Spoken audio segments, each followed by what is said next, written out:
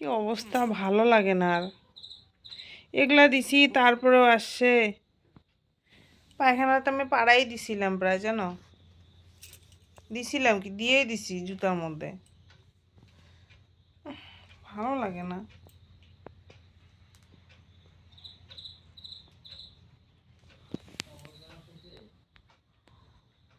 না, শুকনা পায়খানা, শুকনা পায়খানা পাপোশের উপরেই করছে।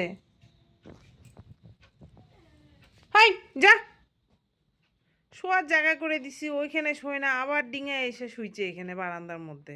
কি অসভ্য কুকুর! তোর,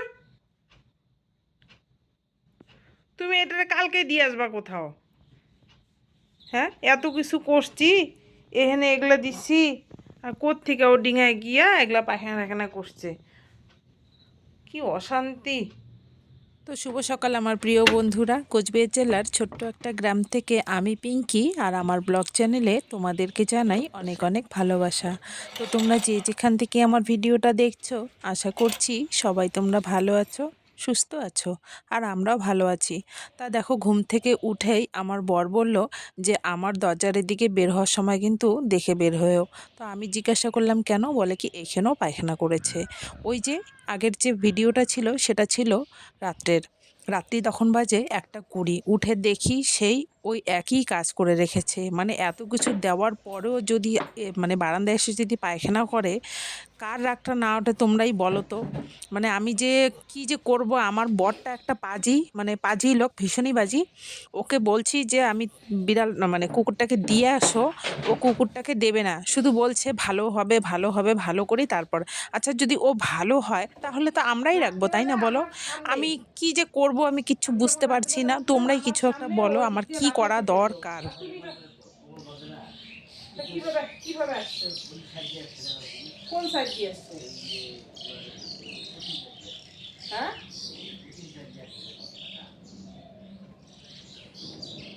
এখানে কোনো ফাঁকা নাই গা।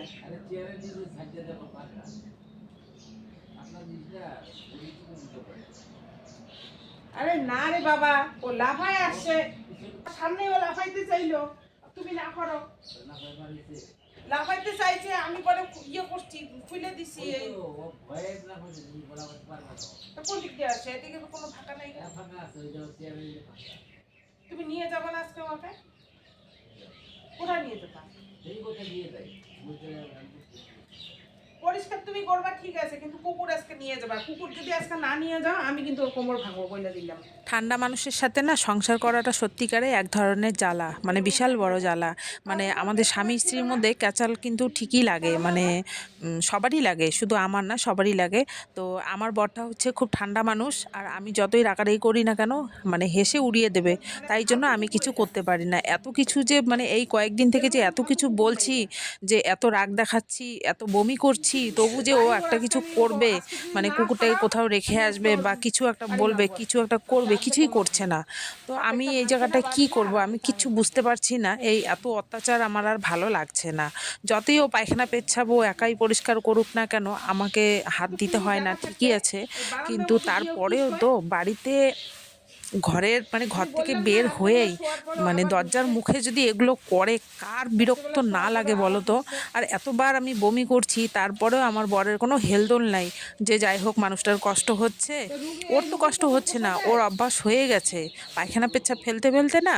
ওর মানে এগুলো কোনো ব্যাপারই না, কোনো মালুমই নেই এই কাজগুলা। কিন্তু আমার ভীষণ কষ্ট হচ্ছে, আমার পেট ঠেট গুলিয়ে আসে, বমি করি, খেতে পাচ্ছি না। আমি আর কি করব তোমরা বলো তো? মানে এটা একটা ডিউটি হয়ে গেছে, প্রতিদিন ঘুম থেকে উঠে এই গুমুটগুলো ফেলবে আর স্নান করবে। তো এখন উঠান টুটান কিছু ঝাড়ু দেওয়া হয় নাই, অর্ধেকটা ঝাড়ু দিলাম। এই তাতেই তোমাদের দাদা এখন গুগুলো ফেলবে, আর আমি উনানটা ধরিয়ে দিয়ে এখন গরম জল করব, কারণ গুগুলো ফেলার পরে ও স্নান করবে।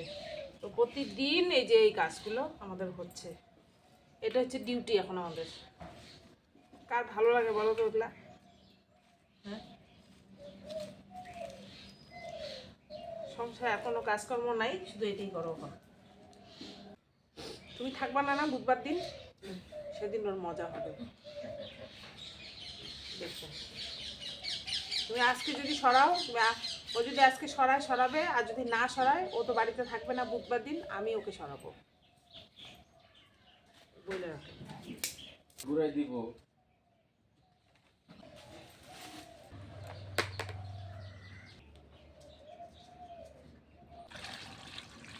আমি তো এখন প্রত্যেক দিনই সকালবেলা স্নান করি, তো আজকেও স্নান করব এই কারণেই, কারণটা হচ্ছে কালকে রাত্রেবেলা জুতা দিয়ে একটু ওই পায়খানাটার মধ্যে লাগছিল।